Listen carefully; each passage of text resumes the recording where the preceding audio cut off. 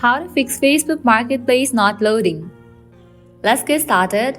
The very first thing you want to do is check your internet connection if you have stable internet connection or not. You can launch your settings app. Now toggle on for the option of airplane mode. Wait for a minimum of 60 seconds and then toggle it off. Likewise, you can give a fresh restart to your router and then open the option of Wi-Fi. Now go ahead and click on the Wi-Fi that you are connected to and then head towards the option of forget this network and rejoin it. Likewise, you can switch your network. If you are using Wi-Fi, switch it to cellular data, and in the case you are using cellular data, switch to Wi-Fi. Now heading towards next solution, close this, launch your App Store or Play Store, search for the app Facebook. After app appears, at the right corner of the app, you'll find the option of Open or Update. If you find the option of Update, just click on it and update the app to its latest version.